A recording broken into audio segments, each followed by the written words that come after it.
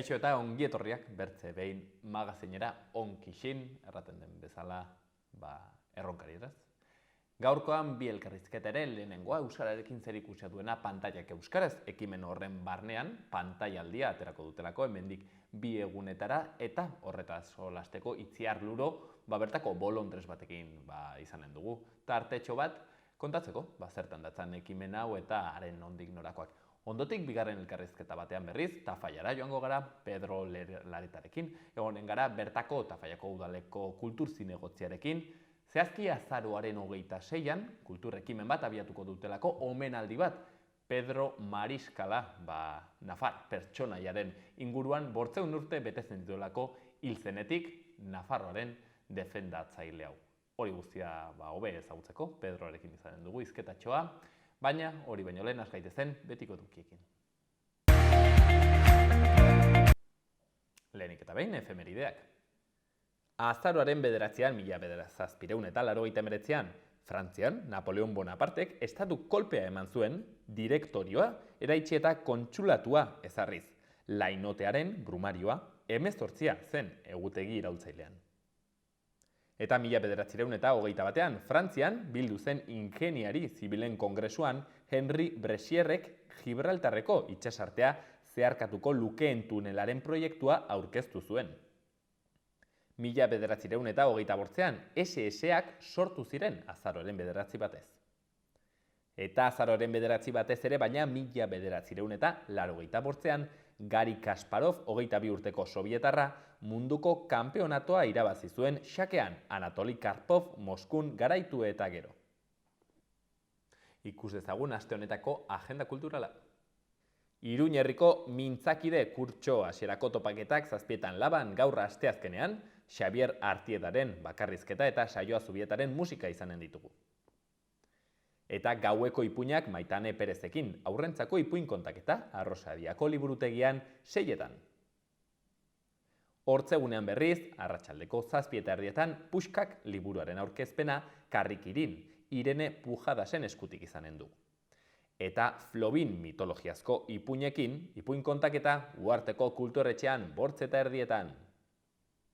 Larun batean berriz, aurrendako sormengunea Kondestable Zibiboxean 8:30, kaligramak eta art 5 eginen dituzte. Antzerki tailerra egonen da, 8:40 Mendillorriko Zibiboxean, instalazio ikuskizun elkarreragilea. Eta igandean akitzeko itxatxita ezoiko musikala, antzerki musikatua, Atarrabiako kulturretxean 7:30. Aktualitatearen errepasoa egunkarien azalekin. Diario de Notiziasen azalean, argazkian osasuna, Bartzelonak 3 puntu atera dizkio konplexurik gabeko osasunari, 1 eta 2 irabazi zion. Nafarroak 730 lanpostuko LEP A iragarri du aurten. Erretiroarengatiko, eszedentziarengatiko eta heriotzagatik bajak estaliko dituzte. 233 lanpostu administrazio nukleokoak dira, 253 irakasleenak eta 204 OSN-koak. Berri gehiagotan, diabetesa duten gaixoek diziplina anitzeko unitate bat eskatzen dute helduentzat. Txibitek gobernuaren kudeaketa defendatzen du komunitatearen eztabaidan, 5G teknologia, enpresen eraldaketa digitalaren oinarria, eta Barsako erradikalek indar gorriak biltzen diren taberna erasotu dute. Eta Diario de Navarran, lerroburu nagusi batean, 20.000 pertsona baino gehiagok dute diabetesa Nafarroan, baina ez dakite. 42.000 paziente diagnostikatu baino gehiago daude, biztanleriaren 6,8%. Kolektiboak salatu du osasun zentroetako arretak kalitatea galtzen duela. Argazkian osasunako jokalariak burumakur eta izenburuan kontraste gaua. Lehen zati bikain baten ondoren osasunak ezin izan zuen bere abantaila kudeatu, 10ekin jokatu zuen Bartzelonaren aurka. Eta bertze berri batean, Kamera eta Zenek Felix Uharteri saria kentzea kritikatu dute. Gara egunkariko argazki handi batean, Atletikeko jokalari bat eta lerroburuan Atletikek Championsen eginen du gaua. Barsak osasunaren bolada eteten duen bitartean.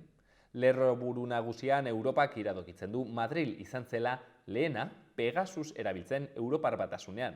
Europako Parlamentuak Pegasus Europar Batasunean erabiltzeari buruz egindako txostenaren arabera, Espainiako estatuak spyware israeldarra erabili zuen independentismoaren aurka eta CNI aipatzen da. Berri gehiagotan, arreta medikua jasotzeko zailtasunak eztabaidagai. Baitere, muga ireki eta ixtea, xantaia estrategia bat da Espainiako estatuaren eta Marokoren artean batzuen arabera. Horretaz gain, patronalarekin adostu gabe, sindikatuek aurre ikusitako 5 eguneko grebari eutsi diote. Eta Ingalaterrako bankuak ohartarazi du Britainia Handia inoizko atzeraldirik luzeenari aurre egin beharko diola.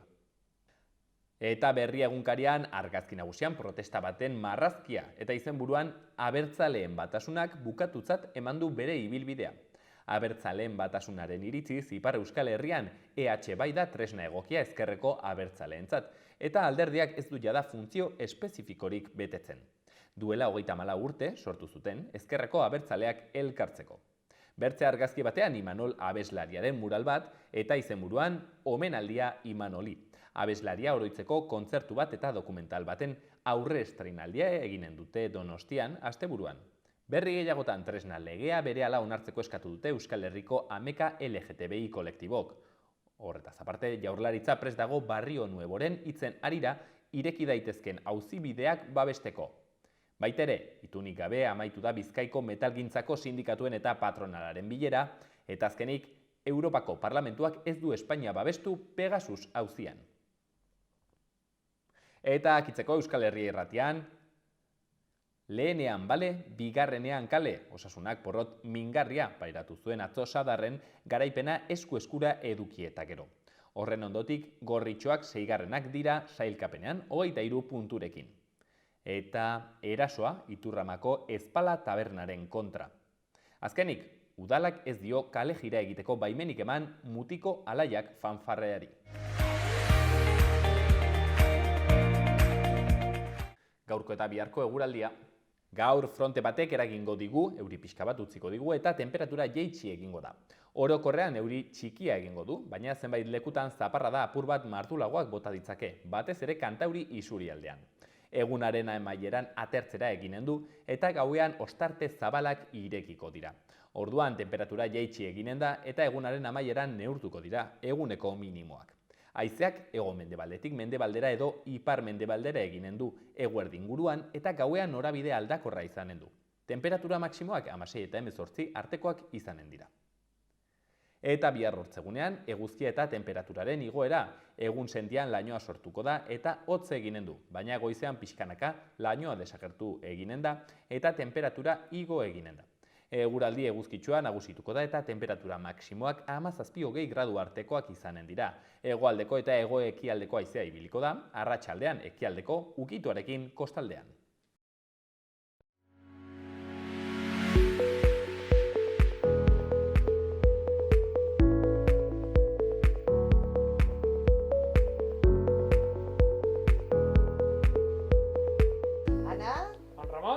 Eta Roxa, hemen gaude zuen esperoan Donosteben.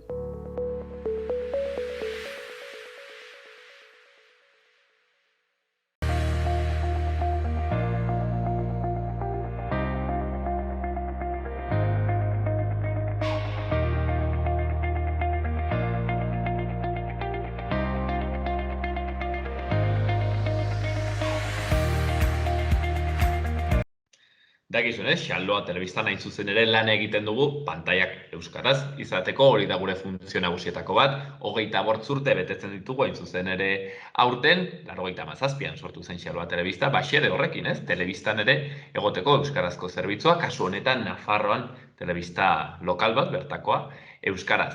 Baina, badirudi, halako ekimenak ez direla inondik ere aski, izan ere, ez dakit mundu globalizatu egi honetan akaso, mundu guztiko influentziak eta jarioak etortzen zaizkigu, eta batez ere gaur egun pantaien bitartez sozializatzen gara, handik hartzen ditugu gure informazioak, eta beraz, han jorratzen den hizkuntzak ere ikaragarri eragiten du. Bueno, hain zuzen ere, kezka horrekin, okeraz banago, pantaiak euskeraz ekimena abiatu zen duela hilabete batzuk, ez dakit zehazki noiz, baino, entzutea handia hartu du, zinemaldian hor ikusi genituen beren pankartekin eta beren leloekin, eta orain ere bertze ekimen berri batekin datozte, pantailaldia aterako dute, hain zuzen ere mendik uste dut 2 egunetara Euskaraldiarekin batera, edo, pixkat hor eginez indar batupeta bat Euskaraldiarekin, kasu honetan pantailaldia ere bai, eta horreta solasteko eta pixkat hobe ezagutzeko, Itziar Luri, Iruñarrarekin gaude, bera hain zuzen ere, pantailaldiko bolondres hauetako bat dugu, beharrezko hauetako bat. Itziar, atxaldeon. Arratsaldeon. Mila esker gurean egoteagatik, Itziar. Lehenik eta behin, pixkat kokatzeko, hemen gehiegi ezagutzen ez dugun hoientzat, pantailaldia, pixkat pantailaldia ez barkatu, pantailak euskaraz, ekimen hau, gutxi gora bera, zer da bilatzen duena? Denok dakigun moduan, euskaldun osoa izateko edo euskaraz bizi ahal izateko, gure egunerokotasunean ditugun hartu emanak euskaraz izatea bilatzen dugu, euskaldun guztiok. Eta pantailak gaur egun dira hartu eman horietan oso baliabide potenteak. Bai informazioaren ikuspuntutik, bai aisialdiaren ikuspuntutik, zinema, ipatu duzuna, edo marrazki bizidunak, ume txiki hor ditugun familietan marrazki bizidunak eta umeendako edukiak. Orduan, pantailak euskarazek bilatzen duena da alde batetik aldarrikapen bat egin eta eduki gehiago eskatu, edukiak azkeneko urtetan oso gutxi ari dira euskaratzen, niko gogoan dut txikian nintzenean, aixa topatzen genituen euskarazko marrazki bizidunak, gainera punta-puntakoak, edukiak, oroar programazioa entretenimendua eta gaur egun ez da hain erreza. Edukiak geroz eta gehiago sortzen dira oroar, estilo ezberdinetakoak, baina euskaraz ez. Eta hori da nik uste zera helburuetako bat, eta gero beste helburu bat da sortzen diren horiei hauspoa eman edo informazioa eman euskal komunitatean erraz aurkitu ditzagun, zer non ikusi, bezalako ekimenak. Orduan, ni bolondres bezala ibili naiz difusio zerrenda, pantailak euskarazen difusio zerrendan, eta ekimena gertutik jarraitu dut, aipatu duenagatik igual ume txikiak etxean ditugulako eta ardura handiagoa da, beraiek jaso dezaten euskarazko eduki horiek, eta gero pantailaldian ere, orain euskaraldiaren testu inguruan sortu duen ekimen honetan parte hartuko dut. Itziar, bertzetan azpimarratzen den kontua da, gero eta gehiago entzuten dut mundu honetan zabiltzatenak kezka hau duzuenak, puntako haitza, bai? Orduan, ez da bakarrik, ulertzen dudanez, edukiak sortzea, akaso gaur egun eduki kantitate aldetik ez dugu, gure gaztaroan, gure haurtzaroan, baino aixe gutxiago, baino zerbaitengatik alboratuagoak daude, estaliagoak. Hor dago arazo nagusietako bat, ez da, Itziar? Bai, erreferentzialtasuna. Azkenean gure umeak, helduak ere, baina, ni momentu honetan, bizitzaren momentu honetan, horrekin arduratuta nago, eta gizarte batean bizi dira, gizarte diglosiko batean, eta gizarte horretan badaude tendentziak, badaude estreinaldiak, badaude eduki berriak, eta horiek hizkuntza batean doaz, eta gure hizkuntzan, gure hizkuntza komunitatean ez goaz erritmo horretan. Orduan, hor sortzen da erreferentzialtasun falta bat. Azkenean denok nahi dugu momentu honetan, hori zuk aipatzen zenuna punta-puntakoak edo erreferenteak izan daitezkeen, edo gure inguruan, gure bizitzaren gainontzeko esparruetan, dela herriko plaza, hemen Iruñan adibidez, herriko plazan, edo dela beste testu inguru batzuetan aipatzen diren, edo momentu honetan aipagai diren eduki horiek euskaraz ikusten ditu, euskaldunak garelako. Orduan, erreferentzialtasunaren ildotik doa dena eta azkenean hizkuntzaren erreputazioa edo dena oso lotuta dago. Azkenean denok nahi dugu, gaur egun hitz egiten denari buruz jakitun izan, eta horretaz hitz egin ahal izatea. Zeren euskararen erronketako bat gaur egun ulertzen dut ez dela inbertze irakastea, bera, baizik eta erabiltzea, gehiago aitzen dugu, nahiko txoi, seguraski biak, beharrezkoak izanen dire eta beharko dugu hezkuntzan ere bai, euskara gehiago sustatu, ez, gehiago zabalduan eta hemen, baina bai egia da aipatzen den arazoetako bat dela erabilerarena, ez, ikusten da nerabeetan batez ere, haunditzek, badakite, hau da, euskaraz alfabetatuta daude, baina arrazoi batengatik edo bertzearengatik nerabezaroan uzten dugu erabiltzetik, ez, eta pentsatzen dut izanen duela honek haunditze ikusteko azkenean, gure sozializazioak, ez, zer den erabiltzen dena, TikToken pentsatzen dut ez dagoela euskera gehiagirit Netflixen, orain, ez, zorionez gero eta gehiago, baina, karo, hortik etortzen bazaizu, zuri mundu berri bat, mundu horretan txertatzen zarazu, eta gur, itziar, guk izan genuen bertze aukera bat zentzu horretan, ez, Goinkalerekin sortu ginen, Dragon Ballekin, eta hoiek ematen ziguten, ez, munduan aurrean egoteko aukera, baina euskeraz gainera. Bai, bueno, ni ez nahi soziolinguista, baina argi dago erabilera bermatu behar dela eta baita motivazioa ere, eta hor bi gauzak uztartu behar dira eta biak auspotu behar dira. Itziar, ez egitzuk sumatzen duzun eragin hau amazaren ez gero gaizki ulertu ez badut, txikietan eta sumatzen duzu, hola, pertsonalean gauza hauek?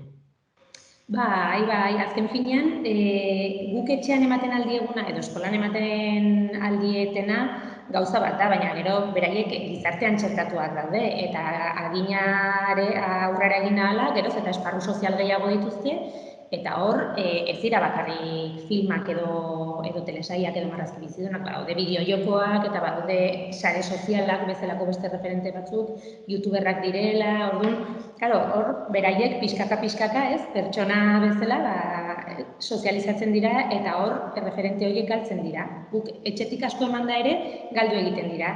Eta askotan ere, bueno, hau oso iritzi pertsonala da, baina badirudi ume txiki-txikien dako badagola eduki gehiago, ez? Hola, marrazki bizidunen ingurukoak eta baina gero lagundu behar ditugu bizitzaren beste faseetan eta ja nerabetzen diren horretan ere, ere ikusten dituzte edukiak. Igual ez marrazki bizidun, baina beste batzuk eta hor ez gara gai izaten ari edukiera kargarriak eskaini ahal izateko eta euskarara ekartzeko. Orduan bai, momentu honetan nire hause iritzi pertsonala da, baina badago hor utxune txiki bat. Bai, hoixen da, ez? Eta azkenean, ni horretzen ikusi nuenean pantaialdiarena ez, pantaiak euskeraz lehenbiziko aldiz pentsatu nahi. Bueno, zakit, ez? Hemen eskatzen Netflixen eguneko zen bat egon behar den euskaraz eta maten duela gauza bat, nola erraten da, ez? Arron punta ateratzen kontuei, ez? Netflixen ere, baina, klaro, gero konturatzen zara, hori dela izuzen ere, gure erabilera esparru nagusietako bat, eta beraz, ez zentroan egon beharko duen nola baitere borrokagune bat, edo aberasteko espazio bat. Bueno, zein kasutan, pixket, espiritu honekin ari dire lantzen gauzan dena bat, eta, kasu honetan, ekimen berri bat, pantaialdia delakoa, eta pentsatzen erran dugun bezala, hemendik 2 egunetara gainera hasiko dena. Pantaialdiaren Itziar, zertan datza kontu hau? Bueno, pantaialdia da, pantaiak euskaraz ekimenak bultzatu duen euskaraldiaren testuinguruan edo, ez, guardasolaren azpian sustatu duen beste ariketa kolektibo bat, eta bultzatzen duena da, egun horietan, ez, pantaialdiak irauten duen egunetan, edukiak euskaraz ikusteko ariketa egitea. Euskaraldiak euskaraz bizitzeko ariketa egiten duen moduan, ditu bi figura eta konplexuagoa da, baina pantaialdiaren zentzuan ala behintzatu lertzen dut da ariketa bat ere. Gure kasuan planteatu dugu gainera etxe barruko ariketa bat, hau da denok elkarrekin hausnartuko dugu zer ikusten dugun, zer ez, YouTube euskaraz daukagun, ez daukagun, ze ondorio ekartzen duen horrek, ez, gure egunerokotasunean, denok baitugu gure rutinak, ostiraletan pelikula bat ikusten dugu elkarrekin, eta orduan, familia bezala hausnartuko dugu hori, eta badakigun ez ariketa kolektibo bat dela, eta inguruan ere hausnarketa hori egiten ari direnez, Euskaraldian bezala, ariketa bukatuta gero ondorio batzuk aterako ditugu. Eta ziurrenik gai izanen gara, horretaz ikasteko, ohitura batzuk aldatzeko, ziurrenik, oraindik ezakit, ariketa ez dugu egin, ostiralean hasiko gara ariketa honekin, baina ni ziur nago, aurreko Euskaraldietan parte hartu nuen bezala, eta hortik zera pertsonalean eta nire inguruko harremanetan ere eragina izan zuen moduan, honek ere eragin izanen dugu ikus-entzunezkoak kontsumitzeko orduan. Eta hori da Euskaraldia, ariketa bat. Barkatu pantaialdia. Pantaialdia, hori zen da, Euskaraldiarekin batera egingo den ariketa hau, pantaialdia, Euskaraldia ere pantaietara eramanez. Itziar, ongi ulertzeko, pantailaldia izanen diren egun horietan, bakarrik ikusten alko dugu pantailak, euskaraz hori da erronka? Hori da erronka, bai. Eta ea horrek gure egunerokotasunean edo gure kontsumitzeko orduan ze eragiten duen. Oztopoak, trabak, ez, ea ze ikusten dugu. Gero badago, egun batean badago elkarretaratzeren bat, eta badaude beste ariketa batzuk, beste hitzordu batzuk, baina erronka hori da. Egun hauetan, euskaraz kontsumitzea ikus-entzunezko guztiak. Bai zinema dela, bideojokoak, edo bestelako ikus-entzunezkoak berriak, edo... Iduritzen zaizu Itziar, zure inpresioa da, kostatuko zaigula, ariketa egitea? Modu konsiente batean eginda, bai, eskaini beharko diogu denbora. Azkenean, inertziek askotan eramaten gaituzte onerako edo txarrerako Iruñeko, nire kasuan bezalako Iruñeko euskaldun bat, espainolez ere ulertzen du, eta askotan oharkabean espainolezko edukiak jasotzen ditugu, edo alperkeriagatik, edo dena delako orduan. Nik uste lana eskatuko digula, baina lan konsiente bat denez, ariketa bat denez, onerako izanen dela iruditzen zait. Bai. Nik uste dut, hain zuzen ere, ariketaren helburua bera da, naiz eta ariketa, ez? Erronka osatzea lortu, konturatuko gara, zenbat gauza utzi ditugun ikustetik, ez? Eta nire sentsazioa da, pentsatu zuen ere bai, orduan konturatuko garela, egunean, zer nolako zenbat informazio jasotzen dugun gazteleraz kontatu gabe, ez? Twitterra ereki eta Twitterreko tweeten, ezagite, eguneko 90 gazteleraz irakurtzen ditugu, eta konturatu gabe, ez? Horre ematen dugu pantailerik, pentsatzen dut Instagramen berdina, YouTubeen, WhatsAppera, eta sare sozial guztia betara, hietzen zaizkigun hainbat gauza. Ostras, orai solasean nari naizela bera, konturatzen ari naiz zenbat, eguneko zenbat egiten dugun gazteleraz, beraz, ariketa interesgarria. Kasu honetan, Itziar, Bost Bolondrez, uste dut, egongo direla ez, buru belarri, hemen zerbait egiten, zer da zehazki egin gutena, Bost Bolondrez horiek? Egunez egun kontatu nola izan den gure aipatzen genituen erronka, arazo, sentipen, ondorio horiek egunez egun kontatuko ditugu. Bai, gertatu ahala, hori da gure konpromesua, murgilduko gara esperientzia horretan, ez, egun hauetan, eta eaz ekartzen digun. Beraz, Itziar, YouTuber lanetan? Ez, YouTuberren ez, oraingoz ez behintzat. Ez, norberak dituen sare sozialen bitartez barreiatuko dugu, eta sarean lan eginez, batzuk bestei lagundu zedapen horretan, baina nik YouTube ez erabiltzen, ez dut edukirik sortzen YouTube. Hortako baduzue, ariketa ongi egiteko, Xaloa Telebistak lagunduko dizue, hor badituzue orduak eta orduak nahi baduzue euskeraz egin, beraz hortzen aukera. Itziar, horretaz aparte, Bost Bolondrez hoietaz aparte, badeire ere bai, bertze 100 gora pertsona pentsatzen dut ja apuntatuak, nik izena ematen badut kontu honetan, zer gertatzen da? Zer jasotzen dut, gidaren bat, araudiren bat, nola da kontua? Bai, jasoko dituzu, egun hauetan sortu dugun agenda horren inguruko berriak, ez? Pixko bat denok elkarrekin ariketa hori egin ahal izateko, eta batez ere, aukera izanen duzu, zure esperientzia pertsonala izateko ariketa kolektibo honetan. Eta horrek ekarriko dituen, ez, ondorio ohitura aldaketak eta bai. Izen emateko, webguneren batetik? Harrapatu nauzu, baina pantailak euskerazen presentzia bai sare sozialetan, bai interneten, eta hor informazio guztia harrapatuko duzu erraz. Edozein kasutan, seguro pantailaldia edo pantailak euskeraz bilatuta, bere alaterako zaigula, eta horri izena emateko aukera. Eta gero Itziar, bukatzeko aipatu duzu, ere egongo direla olako hitzordu batzuk, agenda moduko bat, ez? Aitua dut adibidez Donostian, uste dut, edo Bilbon ezagit, bideo jokoen inguruko alako jardunaldi batzuk eginen direla, ez? Egongo dire beraz olako ere aukeratxo batzuk. Bai, aldi egon egun hauetako agendari eta posible balin baduzue norberaren interesen arabera eta bizi den tokiaren arabera horietako baten gana hurbildu, pantailaldian parte hartzeko beste modu bat izanen da. Hortzen gonbitea, beraz, pantailaldi honetan parte hartzeko, Xalo Telebistatik ere bidaltzen duguna, eta kasu honetan Itziar Luri Euskal Influencerrak oraindik ez da, baina bidean dago Euskal Influencerraren gomendioak ere bai pantailaldian parte hartzeko, hemendik 2 egunetara hasiko dena. Itziar, mil esker tartetxo hau hartzeagatik eta zuen borondatezko lan guzti horregatik, aski beharrezkoa dena. Mi esker zuei.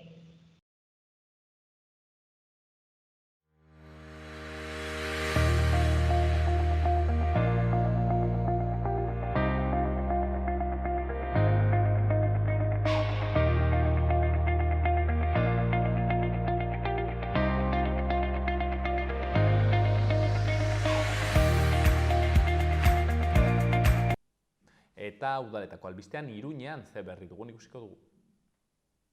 Iruñako udalak 120.000 euro eman dizkie 19 erakunderi haur eta gazteentzako urteko programak garatzeko. Laguntza horiekin, bertzeak bertze, gazte kluben, auzo elkarteen, scout taldeen, aisialdi taldeen eta antzerki taldeen jarduerak diruz laguntzen dituzte. Horretaz gain aste beldurgarria gazteen etxean, Nafarroako fantasiazko eta beldurrezko zinemaren 11. jaialdia eta animazio jarduerak arratsaldero azaroaren 8-tik 12. Atxaldeak bortzetan hasiko dira eta jarduerak eta proiektzioak doakoak izanen dira.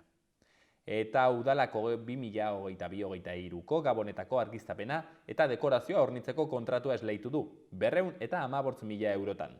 LED teknologiak argiztapenaren eraginkortasun energetikoa bermatzen du. Argiztapena 6 laurden gutxietatik aurrera piztuko da, azaroaren 29-tik urtarrilaren 6-ra. Horretaz gain bertze berri batean, tokiko gobernu batzarrak Arrotxapeako atari zaharreko guardiako gorputza zahar berritzeko lanak esleitu ditu 400.000 euroren truke etorkizuneko San Fermin 375 esperientzien zentroa Europar Batasunak finantzatutako berreskuratze eraldaketa eta erresilientzia planaren esparruan berrezarri da. Baitere Iruñeko alkateak klima aldaketaren aurkako estrategia eta ekintzak azaldu ditu gaur goizean Logroñon foro espezializatu batean. Mailak hiria berpentsatzeko, aldaketetara egokitzeko, arintzeko eta trantsizio bidezkoagoa bilatzeko tresna gisa aurkeztu du. Baita ere, ingurumen hezkuntzako museoak reparatu bizi txoko hileroko gunea hartuko du ostegun honetan. 2 orduz bizikletan sor daitezken matxura txikiak eta arazoak konpontzen ikasten da.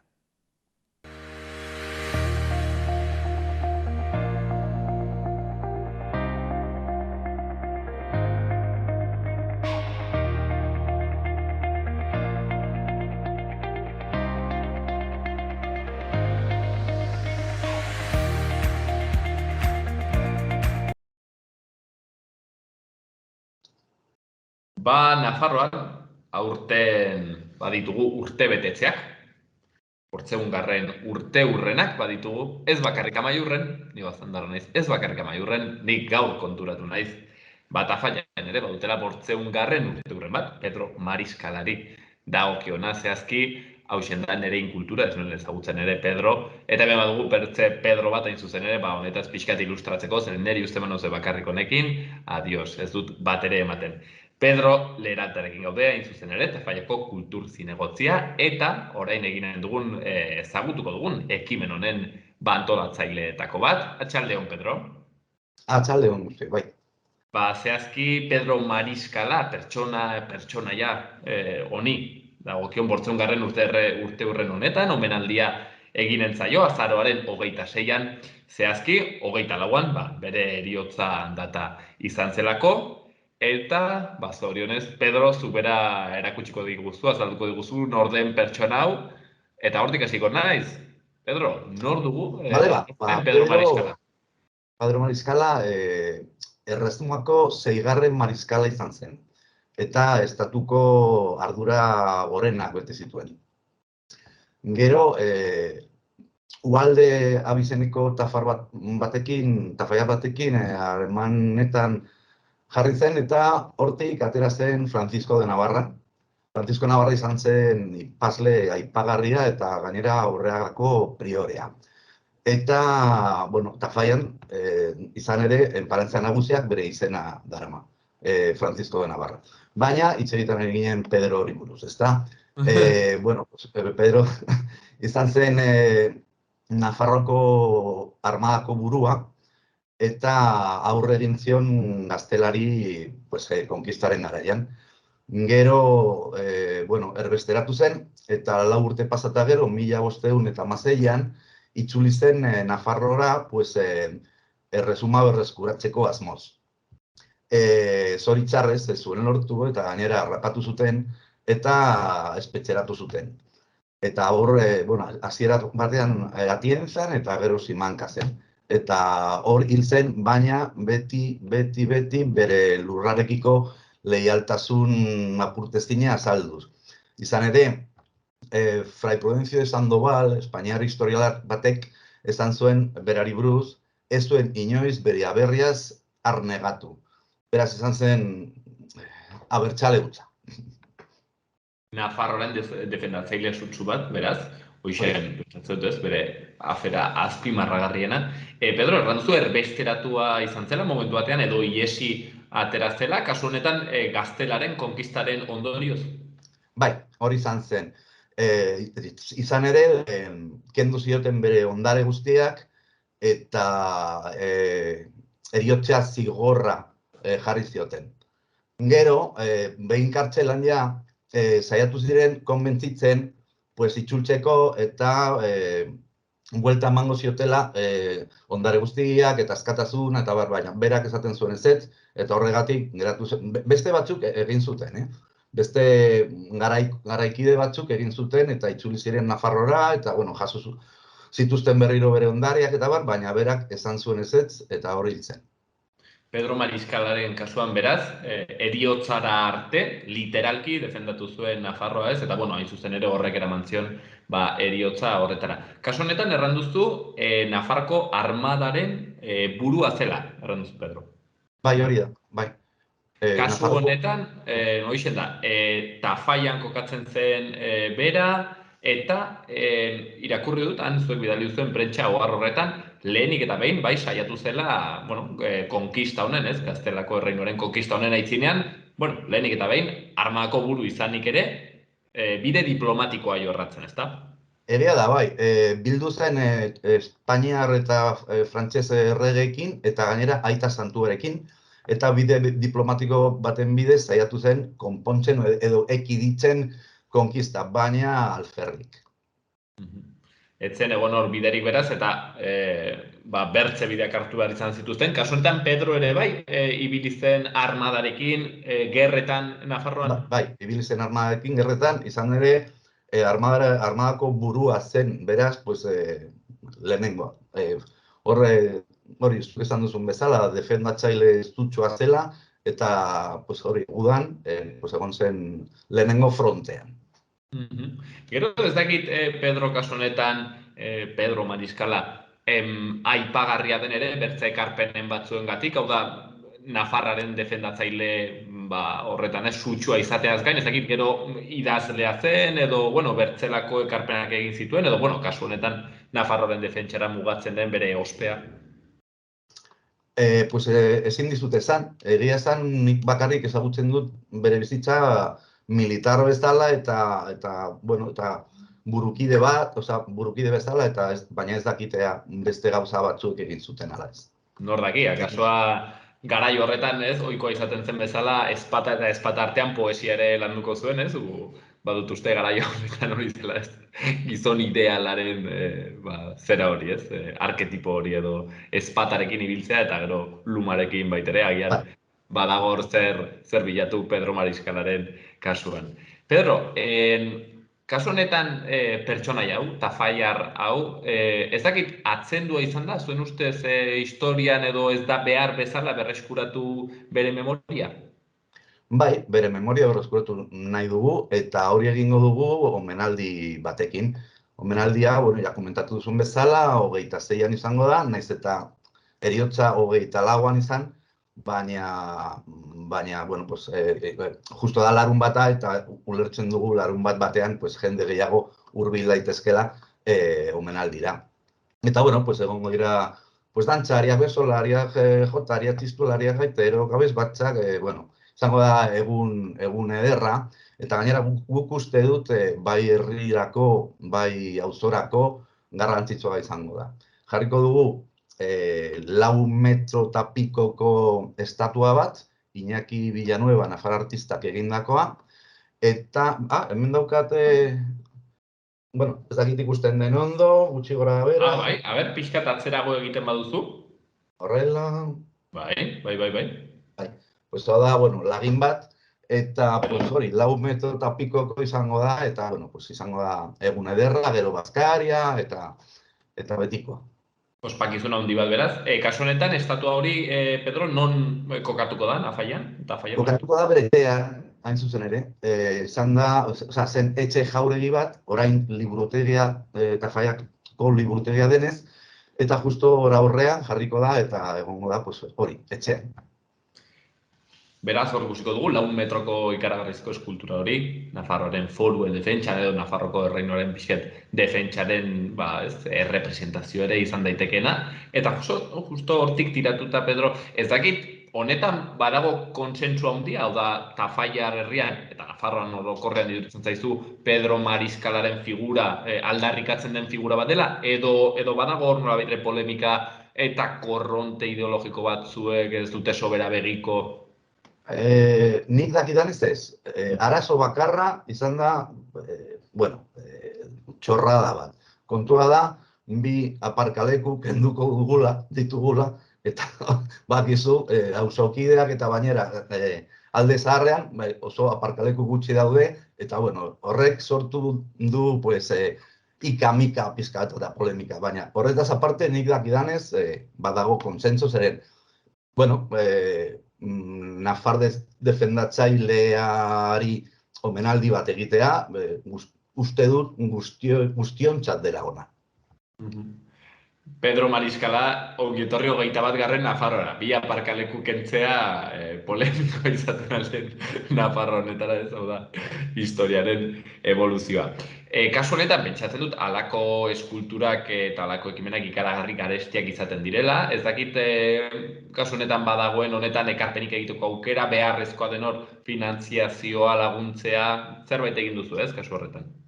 Bai, kasu honetan, bai udalaren partetik, bai Altafaia Fundazioen partetik, bai jendearen partetik, jasotzen ari gara dirua eskultura hau ordaindu ahal izateko.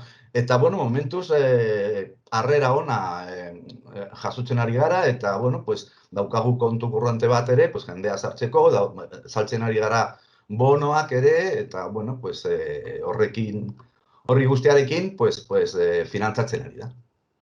Hori, gainera, kuriosoa da, ez Nafarroko kasuan, hor foruen monumentu hori, ez, Iruñean dagoena hor, esate pasaileko, uste dut okeraz panago hor, ez, dago monumentu ikaragarri hori, Pedro, hori bera ere bai, uste dut, ala egintzela, ez, alako Nafar crowdfunding moduko batekin, ez, nolabait ere, eskultura hori modu horretatik bera egiten zen, ez, ezagik zer dugun Nafarrek, baina Nafarrek hemen, nahi dugunean gure simboloak, ez, guk bera ordaintzen ditugu. Bai, ezke gainera, sentitzen duzu zurea, ordaintzen badu udalak, jendea sentitzen du pizkat arrotza, hori udalak egiten du edo gobernuak, baina jartzen baduzuzuk zure harri koskorra, barkatu, zara parte, ez dakit nola esan, sentitzen zara parte bat, eskulturaren parte bat, eta hori garrantzitsua da. Nafarroan behintzat, ez dakit beste lekutan, baina Nafarroan zuk esan duzun bezala foru eskulturarekin ere, uste dut dela garrantzitsua bai.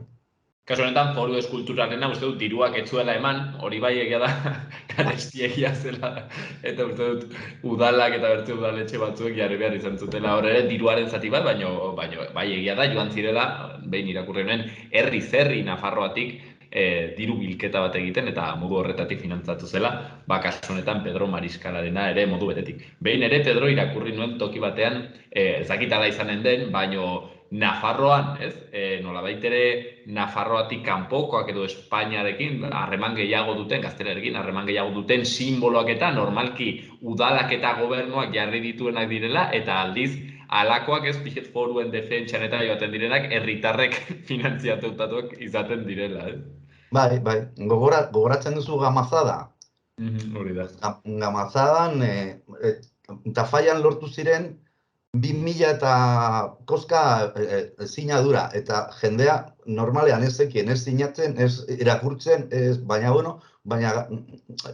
hori, foruak eta oso bihotzean sentitzen dugu, beraz, pues egiten duzu aldena, hori defendatzeko. Kasu honetan, orain Gamazadaz ari zarela eta foruen defentsaz, ez dakit, Pedro, ez dakit lotura hori egitea bilatzen duzuen, baina orain nolabait ere xaloan gaudena eta hemen ez digula inorek aitzen, bueno, badu honek halako harreman bat, behintzat simbolikoa, eta ez bakarrik simboliko, historikoa ere bai, Nafarroaren, Amaiurko gazteluaren kontuarekin, ez? Justo bietan, ez, 800 urte betetzen dira, kasu honetan, hori ez, Amaiurko gazteluaren, errekonkistarekin edo berriz, ez? Behin betiko konkistatu zuten gaztelarrek, eta kasu honetan Pedro Mariskala ere bai, hor, hil zen 1822an, ez? Badago dalako lotura bat egiteko aukera, ez da? Aukera bai, baina izan ere nik ez dakit Pedro Mariskala egon zen Amaiurren, ikuste dut ezetz, eta baina, bueno, azkenean kontua da erresuma defendatzea, eta horregatik pues lotura handia daukate. Pedro, kasu honetan ez dakit horra itorri burura, jakingo zuen euskeraz? Barkatu zen? Ziurazki. Ziurazki jakingo zuen euskeraz. Ziurazki. Garai horretan, Tafallan hitz egiten zen euskeraz, eta Tafalla zen muga, ia. Herriberrien ere bazegoen pizka bat, eta herriberan pizka bat, baina bai, Tafallan hitz egiten zen euskeraz normalki, eta adibidez, Leringo kondeak hitz egiten zuen euskeraz, eta, baina, ni ez nintzen bizi berarekin, beraz ez dakit. Harritzeko izango zen, Pedro. Baina, behintzat badirudi probable izaten aldela Pedro Mariskal honek ere euskaraz egitea Tafallan, justo orain gainera, egin dela Nafarro oinez ere hortxen bertze lotura simboliko bat, kasualidadea. Eta, pertsonaia hau, beraz, honen inguruko eskulturak, honen inguruko ekitaldiak azaroaren 24an, Tafallako ez da, azaroaren 26an, oixen da, 24an izan zen bere heriotza, 26an larun bata, zeren ongi etorri 21. mendera, hemen larun batak ere garrantzitsuak, larun batan eginen da besta hori. Kasu honetan, Tafallako udalak bultzatzen duen ekimena, baina baita ere Altafalla Fundazioak bultzatutakoa.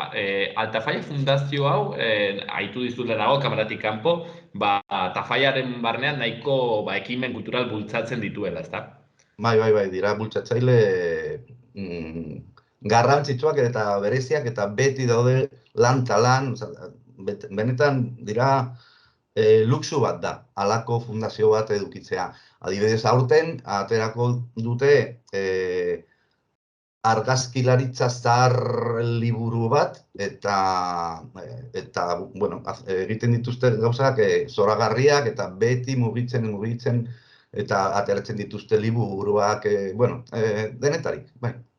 Kasu honetan, hala ere, Altafalla, nolabait ere izen horrekin, deigarria egiten da, badu nolabait ere lotura bat, ez dakit, banukasiekin edo agian, ez dakit, hori akats historikoa den, baina, nolabait ere korronte musulman horrekin badago halako, aitortza bat, zentzu horretan. Araberrak zen ona, eta jarri zioten herriari Altafalla izena, eta hortik dator. Lehenago zen Gabaltzeka, herrizka bat Gabaltzeka izenekoa, baina ja musulmanekin aldatu zuten izena eta jarri zioten Altafalla, eta hortik etortzen da Tafalla. Pedro, kontu honetara, omenaldi honetara pixket bueltatuz, galdetu nahi nizun, akaso gaztetxoenei batzutan urrunagoak egiten zaizkigu, gauza hauek, historiarena ez dakiz zer. Zergatik errango zenuke kasu honetan gazteentzat ere bai? Ez dakit, garrantzitsua den ekimen bat dela, ez? Zer erraten aldiogu gazte bati errateko gaizu? Begira, jarri arreta honetan ere bai. Esango dizut, daukagu talde motorra, honetarako, mugitzeko, zeren, dauzka hanka pilo bat, eta talde horretan badaude bagaude 10 pertsona eta haietako 7 dira gazteak. Ara, nire aurre Beraz, bueno, garrantzitsua da, zeren normalean esaten dugu, bai kultura arloan, nire arloan daukan nik ardura, pues kostatzen zaigu lan eskerga egin behar dugu gazteak erakartzeko pues, antzerkira, zinemara, beste gauzetara oso zaila da. Eta gas honetan, pues hori, 10-etatik 7 dira gazteak. Zertaz izaten alda hau, kasu honetan? Justo ekimen honetan alako implikazio izatea? Galdera ona. Nik uste dut, ez dakit, badago talde, gazte talde bat nahiko involukratua, nahiko sartuta herrian eta, haiek dira batez ere, ona etortzen diren, eta, haiek beti mugitzen dira, orokorrean, eta, agian horregatik dira. Herriari bizitza emateko, hoixen, ez? Hoi da egiten duguna, herrigintza, batzuk erraten duten bezala, auzolana, erraten duten bezala bertze batzuetan, hortxen gazte horiek ere bai, meritua, baita ere, kasu honetan udalak, bultzatutakoa, eta Altafaia Fundazioak erran dugun bezala, azaroaren 26an, ze ordutan hasiko da kontua, Pedro? 11:30 uste dut. 11:30. Beraz, hortxe badugu itzordua, Tafaian egotekoa, larun bat horretan, erran bezala, gaur ezagutu dugun Pedro Mariskalaren omenaldi horretan, seguru aski zuetako entzule askok ezagutuko zenuten, nik ez nuen ezagutzen, eta gaurtxen izan dugu plazerra, hain zuzen ere, hortarako ere balio dutelako ekimen guzti hauek eta omenaldi hauek. Pedro Leralta, erraten genuen bezala, Tafaiako kultur zinegotzia, eta kasu honetan ekimen honen ere bultzatzailetako bat, mila esker honditz hartu duzun tarte honengatik. Zuei, mila esker benetan.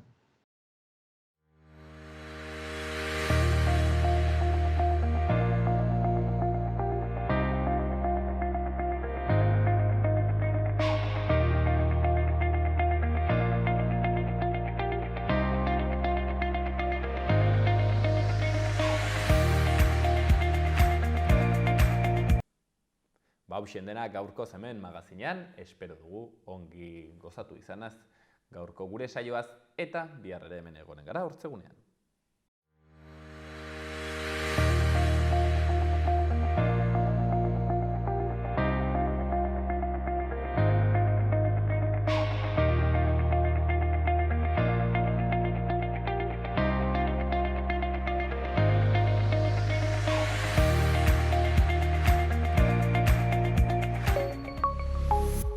Gobierno de Navarra. Nafarroako gobernua.